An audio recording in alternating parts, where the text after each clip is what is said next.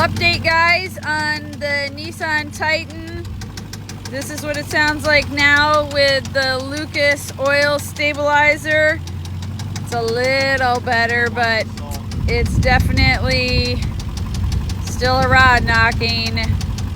I don't know how long he'll be able to last if he tries to drive it, but I don't think it's gonna be very much. It's for sale, guys. 2004 Nissan Titan in Corpus Christi, Texas. Come and help my son out. He's 20. He needs a car or a truck, something. Help him out. Help him out. Buy it from him.